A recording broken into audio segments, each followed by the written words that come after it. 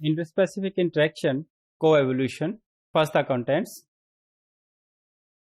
Definition of coevolution, role of natural selection in coevolution. Flowering plants and the nectar feeders are the pollinators, and hummingbird and the passion flowers. So first, the coevolution. Students, if we talk about coevolution is also a type of interspecific interaction. Coevolution भी interspecific interaction की type है जिसमें आमतौर पर जो है वो या एक फिनोमिना है जिसमें different species they interact with each other. तो स्पीशीज के दरमियान जो interaction that is the interspecific interaction है. तो what is coevolution? Evolution mean evolve, change होना. कोएवोल्यूशन का मतलब क्या होता है कि when different species interact with each other, both species they evolve accordingly. Both species आपस में इंटरेक्ट करेंगे और एक स्पीशीज या दोनों स्पीशीज जब एक दूसरे के ऊपर एक सिलेक्टिव प्रेशर डालेंगी तो उससे क्या होगा कि एक खास जो है उसके अंदर एवोल्यूशन होगी. सो एक्चुअली तो इसका बाय डेफिनेशन हम क्या कहेंगे? It is a coevolution is actually the phenomena in which the different species they interact in such a way that they exert a specific selection pressure or the selective change on the other species. One species exert a selective change on the other species. So the result is the evolution in the species. It may be evolution in one species, mostly it is evolution in both species. So how coevolution occurs in nature? अगर हम nature के अंदर बात करते हैं कि coevolution कब होती है या इसके क्या है, तो simply coevolution basically it happens in nature when especially there is a competition between the organisms. Different species जब compete करती हैं तो फिर वहाँ एक co-evolution जो है वो evolve होती है. Similarly, the second type is the predator-prey relationship. In predator-prey relationship, there is also the co-evolution. Evolve, predator evolve होगा और साथ साथ क्या होगा कि जो prey है वो भी evolve होगा. Similarly, अगर इसमें इसको थोड़ा सा मैं explain करूँ तो जैसे predator-prey evolution क्या होगी? प्रीडेटर जो है वो प्रे को एफिशिएंटली पकड़ने के लिए डिफरेंट उसके अंदर जो है वो एवोल्यूशन होगी. With the passage of time उसके अंदर बेहतरी आएगी ताकि वो प्रे को क्या कर सके, इजीली कैप्चर करे. तो इसके अंदर प्रीडेटर के अंदर क्या एवोल्यूशन हो रही है, इसलिए to facilitate the hunting to facilitate the predation. और दो प्रे जो है उसके अंदर क्या एवोल्यूशन होगी, प्रे भी अकॉर्डिंगली क्या करेगा, अपने आप को मॉडिफाई करेगा. जिसकी वजह से क्या होगा कि अगर प्रीडेटर जो है वो इवॉल्व होकर बेटर होता है तो प्रे जो है उतना ही एफिशिएंट हो रहा है अपने आप को सर्वाइव करने के लिए. अगर तो दोनों तरफ से एवोल्यूशन होती है तो फिर नेट रिजल्ट क्या होगा, जीरो होगा. यानी it will be a balanced. तो ये बैलेंस्ड एवोल्यूशन होगी जिसमें दोनों ग्रुप्स इवॉल्व करेंगे.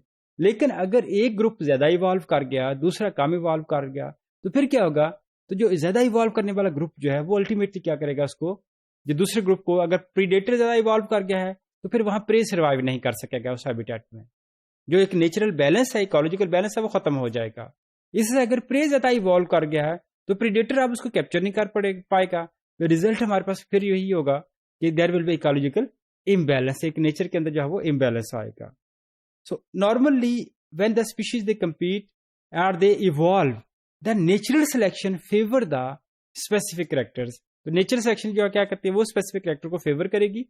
जो ज्यादा सूटेबल कैरेक्टर होंगे फिर उसको आगे क्या किया जाएगा, प्रमोट किया जाएगा इसके अंदर. तो again if there is a balance, अगर दोनों तरफ बैलेंस है, प्रीडेटर प्रे में है या बाकी चीजों में, तो फिर नेट जो है वो हम क्या कहते हैं कि no one is the winner. So here we have some examples of coevolution. Coevolution की जो हमारे पास फर्स्ट एग्जांपल है वो है the pollinators and the flowering plants. Idea ये है, जो कॉन्सेप्ट ये है कि initially most of the plants they use to be pollinated by the wind. कि विंड के थ्रू वो क्या होती थी कि उनमें पोलिनेशन होती थी, कि विंड के थ्रू जो है वो पोलन ग्रेन्स जाकर स्टिग्मा पर गिरते थे, उसे पोलिनेशन होती थी. ये प्रोसेस चलता. With the passage of time the plants they operate some more efficient veg.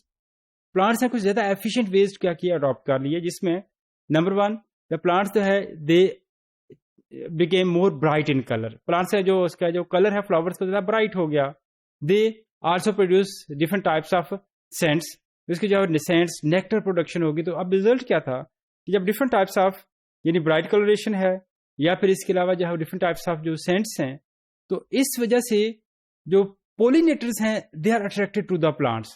अब क्या हुआ कि पोलिनेटर्स को यानी इंसेक्ट्स और बर्ड्स को अट्रैक्ट करने के लिए प्लांट्स ने अपने आप को इवॉल्व किया है। तो this is the one example of coevolution के एक ग्रुप क्या रहा अपने आप को इवॉल्व कर रहा है। इसी तरह से प्लांट्स और पोलिनेटर की दूसरी एग्जांपल हमारे पास है हमिंग बर्ड की, और those plants which are pollinated by the humming birds. कहता है नेचर के अंदर बहुत सारे प्लांट्स हैं जिनको हमिंग बर्ड्स जो है वो पोलिनेट करते हैं। तो normally those plants which are pollinated by the humming bird, वो प्लांट्स जिनको हमिंग बर्ड पोलिनेट करता है या उनकी पोलिनेशन करवाता है, those plants they have red colour.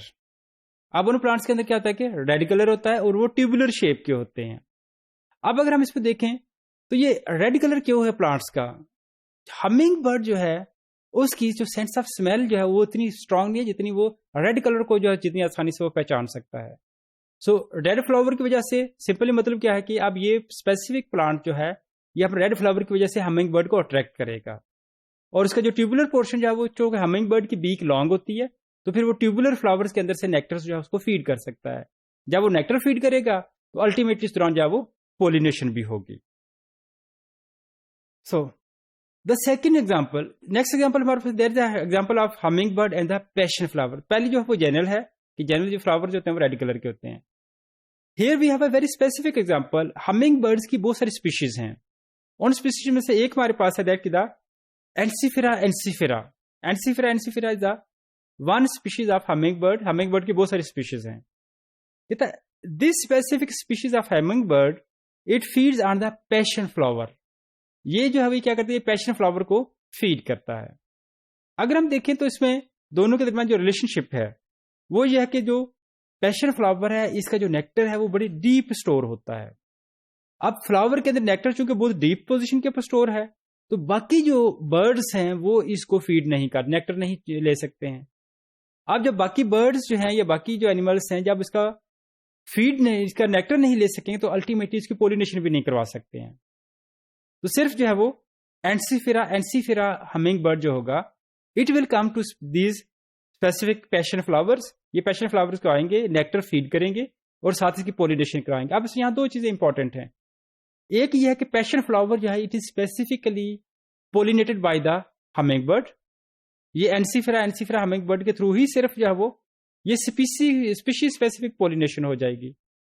और दूसरी इसका इंपॉर्टेंट थिंग जो है वो ये है कि एंसिफेरा जो हमिंग बर्ड है ये कंपटीशन से बच गया है कि इसे क्या होगा कि ये स्पेसिफिक होने की वजह से कंपटीशन क्या हो गया, there is a reduced competition between the species.